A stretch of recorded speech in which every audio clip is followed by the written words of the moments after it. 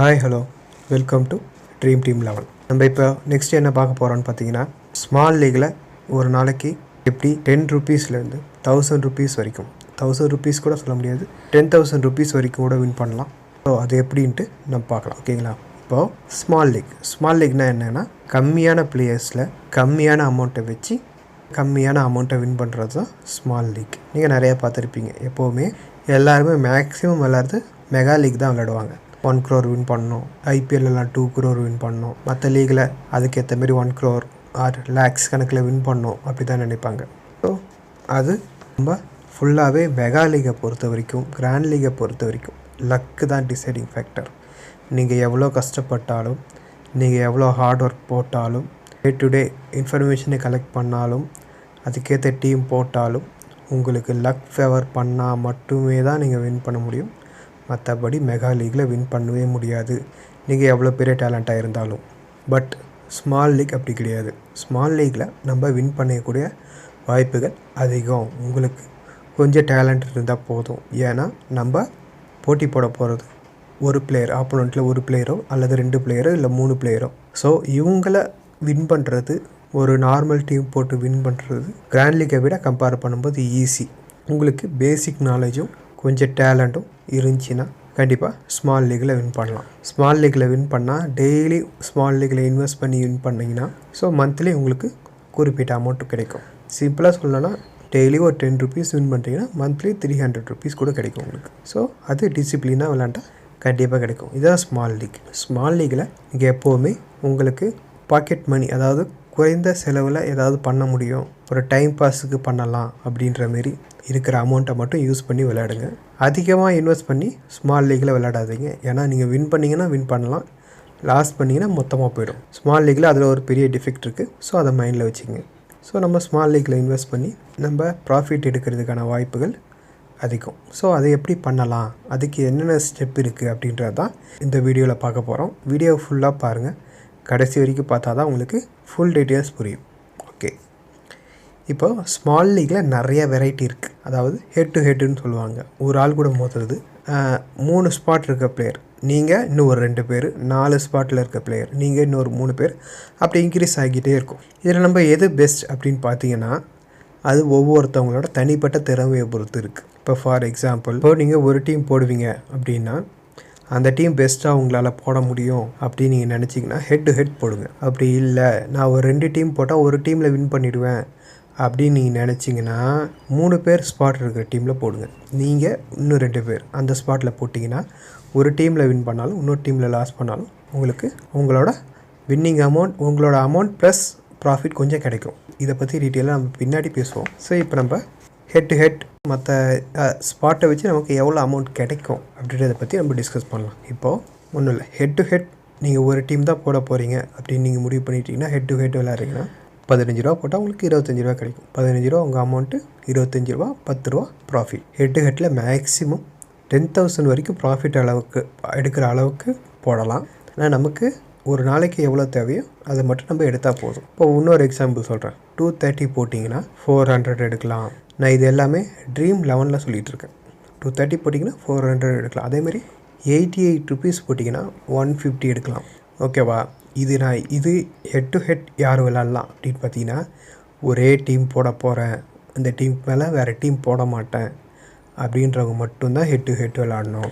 மற்றவங்க விளையாடக்கூடாது. ஏன் சொல்கிறேன் அப்படின்னு பாருங்கள். இப்போது 2 டீம் நீங்கள் போடுறீங்க அப்படின்னு வச்சுக்கோ. ஒரு டீம் ஜெயிச்சிடுச்சு, ஒரு டீம் லாஸ் ஆகிடுச்சு அப்படின்னு கூட வச்சுக்கலாம். இப்போது 15 ருபீஸ் நீங்கள் போடுறீங்கன்னா 2 டீமுக்கு 30 ருபீஸ் ஆகும். 30 ருபீஸ் ஆகுதுங்களா? இப்போது நீங்கள் ஒரு டீம் தோத்துட்டீங்க, ஒரு டீம் வின் பண்ணிட்டீங்கன்னா உங்களுக்கு 25 ருபீஸ் தான் வரும். உங்களுக்கு லாஸில் போய் முடியும், 5 ருபீஸ் லாஸில் போய் முடியும். ஸோ நல்லா ஸ்ட்ரிக்டாக ஃபாலோ பண்ணிங்க. ரூல்ஸ் இது தான். ஹெட் டு ஹெட்டில் ஒரே ஒரு டீம் தான் நீங்கள் போட போகிறீங்கன்னா ஹெட் டு ஹெட் மட்டும்தான் விளையாடணும். அதுக்கு மேலே 2 டீம் போடுறீங்கன்னா கண்டிப்பாக ஹெட் டு ஹெட் விளையாடவே கூடாது. இது ரொம்ப முக்கியமான ரூல்ஸ். இப்போது அப்போ நான் 2 டீம் போட போகிறேன், எனக்கு கான்ஃபிடென்ட் கொஞ்சம் கம்மி, என் ஒரு டீம் ஜெயிக்குன்ற நம்பிக்கை எனக்கு கிடையாது அப்படின்னு நீங்கள் நினச்சிங்கன்னா, அதுக்கு தான் 3 ஸ்பாட் இருக்கிற பிளேயர்ஸ். இப்போ அதில் நீங்கள் வந்து 77 ருபீஸ் போடுறீங்க அப்படின்னா, ஒரு 2 டீம் போடுறீங்க, அதில் ஒரு டீம் வின் பண்ணுறீங்க. வின் பண்ணுற அமௌண்ட் 200. இப்போ நீங்கள் 77 ருபீஸ் போடுவீங்க, 2 டீம் போடுறீங்க, அப்போ பார்த்தீங்கன்னா எவ்வளோ வரும்னா 154 ருபீஸ் நீங்கள் இன்வெஸ்ட் பண்ணுவீங்க, உங்களுக்கு 200 வரும். கிட்டத்தட்ட 46 ருபீஸ் உங்களுக்கு ப்ராஃபிட் கிடைக்கும். ஓகேங்களா? இது ஒரு டீம் ஒரு டீம் ஜெயிச்சு ஒரு டீம் தோற்றாலும் உங்களுக்கு ஸ்டில் ப்ராஃபிட் கிடைக்கும். ஸோ 2 டீம் போடுறீங்கன்னா நீங்கள் இதில் இன்வெஸ்ட் பண்ணுறது உங்களுக்கு பெட்டர். உங்களுக்கு ஒரு டீம் தோற்று இன்னொரு டீம் ஜெயித்தாலும் உங்களுக்கு ஸ்டில் உங்கள் அமௌண்ட்டும் ரிட்டர்ன் ஆகிடும், ப்ளஸ் ப்ராஃபிட் கொஞ்சம் கிடைக்கும். இது 2 டீம்ஸ் போடுறவங்களுக்கு. இப்போ நான் சப்போஸ் 3 டீம்ஸ் போடுறேன்னா அதுக்கு ஸ்பாட் இருக்குது. அதான் 4 ஸ்பாட் உள்ள பிளேயர்ஸ். அதுக்கு நீங்கள் எப்படின்னா 89 ருபீஸ் போடுறீங்கன்னா உங்களுக்கு 300 ருபீஸ் கிடைக்கும். இப்போது 89 இன்ட்டு 89 ஒரு 3 டீம் போடுறீங்கன்னா எவ்வளோ கிடைக்குன்னு பார்த்தீங்கன்னா 267 ருபீஸ் நீங்கள் இன்வெஸ்ட் பண்ணுவீங்க. ஓகேங்களா? 3 டீமுக்கு 267 ருபீஸ் இன்வெஸ்ட் பண்ணுவீங்க. நீங்கள் வின் பண்ணிங்கன்னா உங்களுக்கு 300 கிடைக்கும். 3 டீமில் ஏதாவது ஒரு டீம் வின் பண்ணிங்கன்னா உங்களுக்கு 300 கிடைக்கும். ஸ்டில் உங்களுக்கு ப்ராஃபிட் வந்துடும். எவ்வளோ? 33 ருபீஸ் உங்களுக்கு ப்ராஃபிட் கிடைச்சிரும். ஸோ 3 டீம் போட்டு அதில் ஒரே ஒரு டீம் தான் வின் பண்ணுது அப்படின்னா உங்களுக்கு ப்ராஃபிட் கண்டிப்பாக கிடைச்சிரும். ஓகேங்களா? ஸோ 3 டீம் போடுறீங்க அப்படின்னா இதை பிக் பண்ணிக்கோங்க. ஓகேங்களா? ஒரு நாளைக்கு 3 டீம் போடுறீங்க, ஒரு டீம் தான் ஜெயிக்குதுன்னா அன்றைக்கி உங்களுக்கு லாபமும் கிடைச்சிடும், உங்கள் அமௌண்ட்டும் கிடைச்சிடும். சப்போஸ் 2 டீம் போடுதுன்னா அன்றைக்கி உங்களுக்கு நல்ல ப்ராஃபிட் கிடைக்கும். எக்ஸ்ட்ரா 333 ருபீஸ் கிடைக்கும். 3 டீமும் ஜெயிச்சதுன்னா அது ரொம்ப ரேர் தான், இருந்தாலும் அந்தமாரி வாய்ப்பு இல்லை. இருந்தாலும் சொல்கிறேன், 2 டீம் ஜெயிக்குதுன்னா உங்களுக்கு நல்ல ப்ராஃபிட் கிடைக்கும். ஓகேங்களா? இப்போ நான் ஆல்ரெடி சொல்லிட்டேன் எந்த ஹெட் போட்டால் எவ்வளோ ப்ராஃபிட் கிடைக்கும், 3 பிளேயர்ஸ் ஸ்பாட் போட்டால் எவ்வளோ ப்ராஃபிட் கிடைக்கும், 4 பிளேயர் இருந்தாங்கன்னா எவ்வளோ ப்ராஃபிட் கிடைக்கும் நம்ம சொல்லிடலாம்.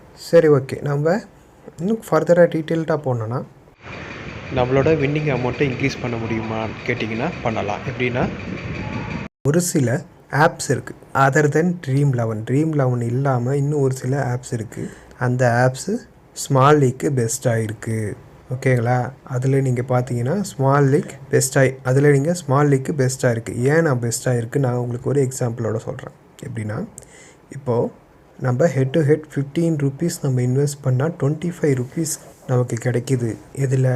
ட்ரீம் 11 அப்படின்னா அதர் லீகில் 26 ருபீஸ் கிடைக்கும். இன்னும் ஒரு சில லீகில் 27 ருபீஸ் கூட கொடுப்பாங்க. ஸோ அந்தந்த லீக்கு அந்தந்த ஆப்பில் ஸ்மால் லீக் ஆப்பில் மாறிக்கிட்டே இருக்கும். ட்ரீமில் வந்தால் ரொம்ப கம்மியாக கொடுக்குறாங்க. இதை மட்டும் மைண்டில் வச்சுக்கோங்க. நிறைய ஆப்ஸ் இருக்குது, அதையே நோட் பண்ணி அதையே ஃபாலோ பண்ணிக்கோங்க. ரியல் 11 இருக்குது, விஷன் 11 இருக்குது, மை மாஸ்டர் 11 இருக்குது, மை ஃபேப் 11 இருக்குது. ஸோ இந்தமாரி நிறைய ஆப்ஸ் இருக்குது. இந்த ஆப்ஸுக்கு எதுக்குமே நான் ப்ரொமோஷன் பண்ணல. இந்தமாரி ஆப்ஸ் இருக்குன்ட்டு நான் உங்களுக்கு ஒரு ஐடியாஸ் தான் கொடுக்குறேன். நீங்கள் விளையாடுறது அதாவது அவங்கவுங்க ஓன் ரிஸ்க்கை பொறுத்து இருக்குது. ஸோ இந்தமாரி ஆப்ஸ்லாம் இருக்குது. அதில் நீங்கள் வின்னிங் அமௌண்ட் பார்த்தீங்கன்னா உங்களுக்கு மற்ற ஆப்ஸை ட்ரீம் 11 கம்பேர் பண்ணும்போது அதில் கொஞ்சம் அதிகம்தான். ஓகேங்களா? ஸோ அதையும் நீங்கள் கன்சிடர் பண்ணிக்கோங்க. மற்ற ஆப்ஸில் விளையாடுறது நல்லது. இப்போ பார்த்தீங்கன்னா கண்டெஸ்ட் எப்போ ஜாயின் பண்ணலாம் அப்படின்ற ஒரு விஷயம் இருக்குது. நீங்கள் நல்லா பார்த்தீங்கன்னா ஒரு சில பிளேயர் ஃபேண்டசியே கதியாக இருக்கிறவங்க ஒரு சில பேர்லாம் என்ன பண்ணுவாங்கன்னா அட் அ டைமில் பார்த்தீங்கன்னா ஒரு 10 கான்டெஸ்ட் 20 கான்டெஸ்ட்டும் ஜாயின் பண்ணுறாங்க. ஸோ அவங்க டீம்லாம் பார்த்தீங்கன்னா சிமிலராகவே இருக்கும். ஸோ அவங்க வின் பண்ணுறதுக்கான இப்போ அவங்க சப்போஸ் வின் பண்ணிட்டாங்கன்னா உங்களோட எல்லா டீமும் தோக்கிறதுக்கான வாய்ப்பு அதிகமாக இருக்கும். ஸோ நான் உங்களுக்கு என்ன சஜஸ்ட் பண்ணுறேன்னா டிஃப்ரெண்ட் டைமிங்கில் டீம் ஜாயின் பண்ணுங்கள்.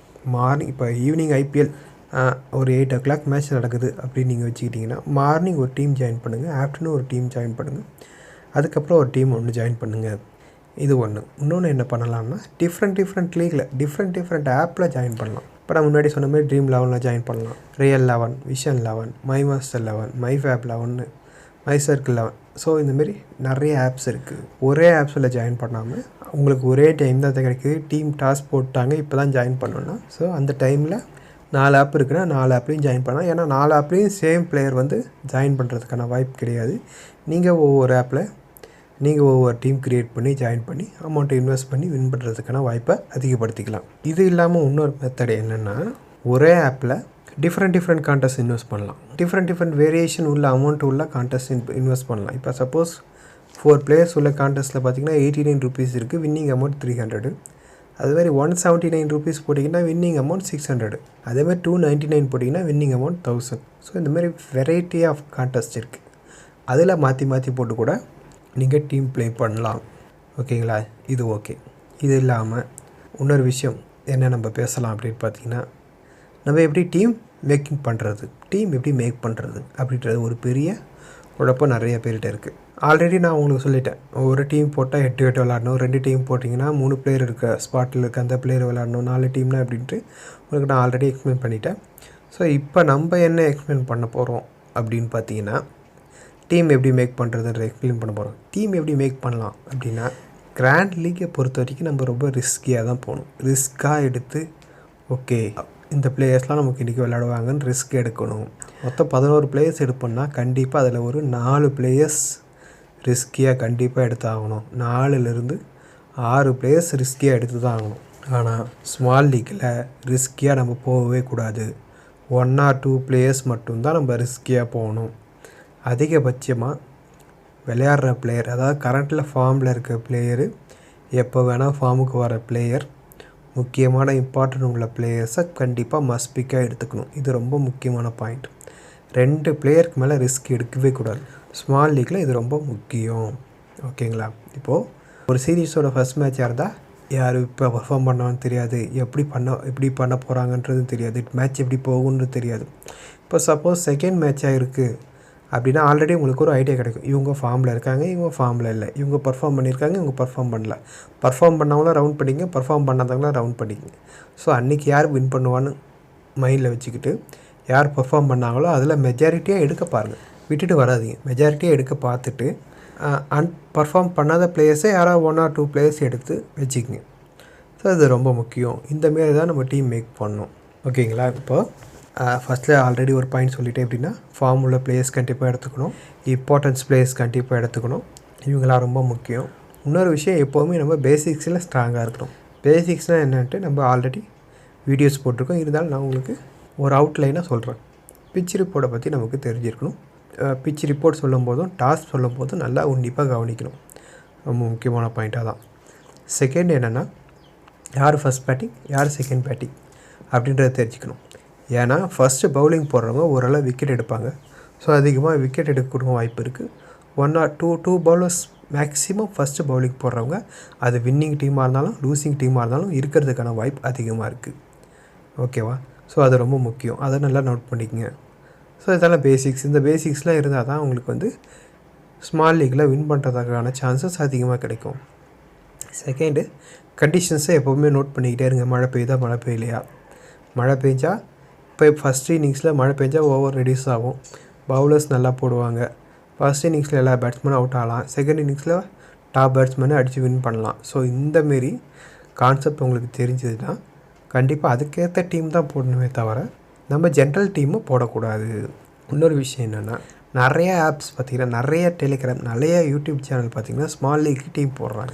அதை ஃபாலோ பண்ணாதீங்க. உங்களுக்கு பிடிச்சவங்க யாராவது இருந்தாங்க, அதை நீங்கள் ஃபாலோ பண்ணுறதா இருந்தாலும் உங்களோட சேஞ்சஸ் கொஞ்சம் பண்ணுங்கள். அப்போ தான் உங்களால் வின் பண்ண முடியும். அதே டீமை நீங்கள் போட்டிங்கன்னா உங்களை மாரி எல்லாருமே அதே டீம் தான் போடுவாங்க. அதே வின் பண்ணுறதுக்கான வாய்ப்பு உங்களுக்கு ரொம்ப கம்மியாகிடும். ஸோ இதெல்லாம் நல்லா மைண்ட் பண்ணி வச்சுங்க. இது இல்லாமல் கேப்டன் சாய்ஸ் பார்த்திங்கன்னா ரொம்ப ரொம்ப முக்கியம். அந்த கண்டிஷனுக்கு ஏற்ற மாரி தான் உங்களோட கேப்டன் சாய்ஸ் இருக்கணும். ஓகேவா? எப்போவுமே ஸ்மால் லீக்கில் ஹை பர்சன்டேஜ் கேப்டனே எப்போவுமே கேப்டன் சாய்ஸ் எப்போவுமே கொடுத்துருவாங்க.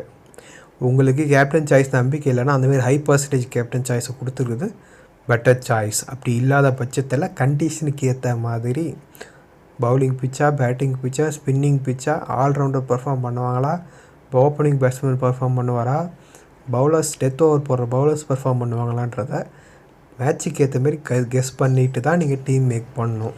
இந்த விஷயங்கள்லாம் ரொம்ப முக்கியம். அதுக்கேற்ற மாரி தான் கேப்டன் சாய்ஸ் போடணும்.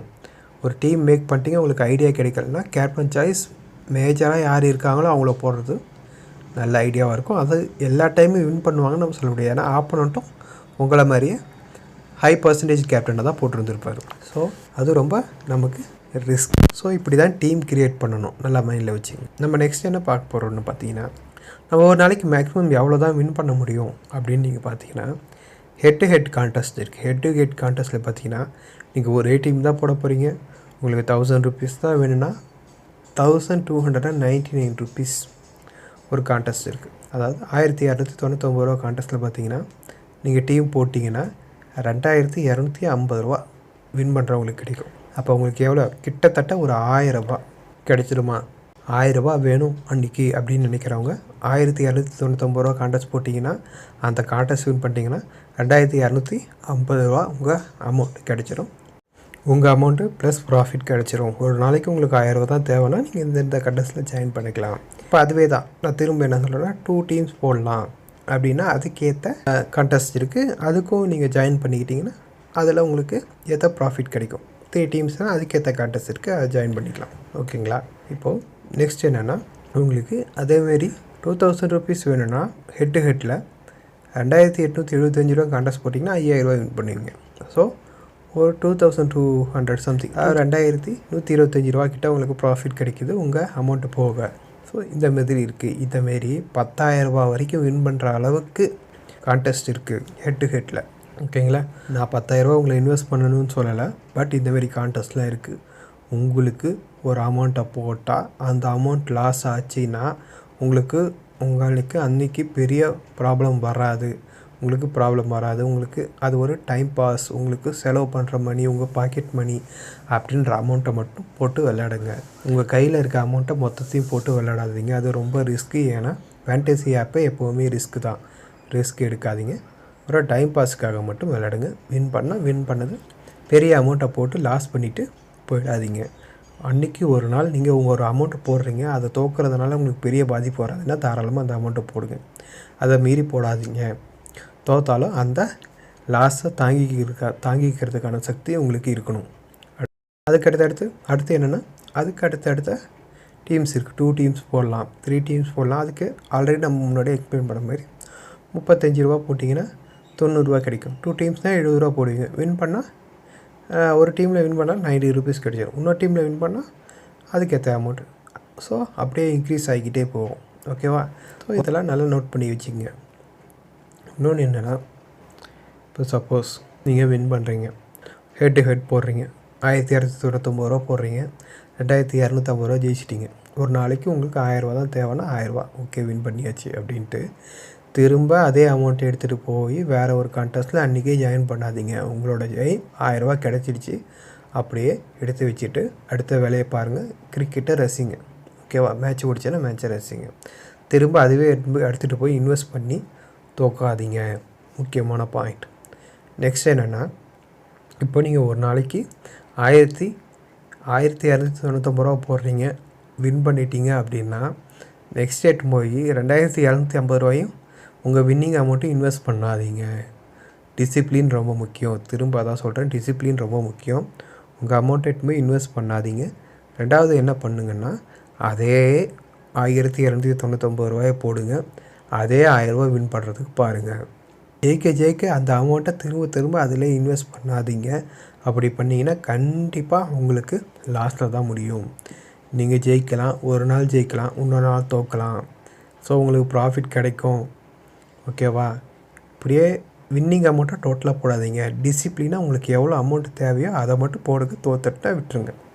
எக்ஸ்ட்ரா அமௌண்ட்டுக்கு ஆசைப்படாதீங்க. உங்கள் டோட்டல் வின்னிங் அமௌண்ட்டையும் உள்ளார போட்டு ப்ளே பண்ணாதீங்க. அது கேம்பிளிங், அது அது ரொம்ப அடிக்ட் ஆகிடும். அந்தமாரி அடிக்டாக விளாண்டிங்கன்னா கண்டிப்பாக லாஸ்ட்டில் தான் வரும். நீங்கள் எவ்வளோ பெரிய நாலேஜாக இருந்தாலும் உங்களுக்கு வின் பண்ணுறதுக்கான வாய்ப்பு கிடையாது. இதை மட்டும் நல்லா மைண்டில் வச்சுங்க. ஓகேங்களா? ஸோ இந்தமாரி நம்ம டீம் போடுறது தான் ரொம்ப முக்கியம். இந்தமாரி டீம் போட்டிங்கன்னா உங்களுக்கு ஸ்மால் லீக்கில் வின் பண்ணுறதுக்கான வாய்ப்பு அதிகப்படுத்தும். எதை எல்லாத்தையும் மைண்ட் பண்ணிக்கோங்க. ஓகேங்களா? Okay, thank you. இந்த வீடியோ உங்களுக்கு பிடிச்சிருந்துச்சுன்னா லைக் பண்ணுங்கள், ஷேர் பண்ணுங்கள், மறக்காமல் சப்ஸ்கிரைப் பண்ணுங்கள். பாய். அடுத்த வீடியோவில் பார்க்கலாம்.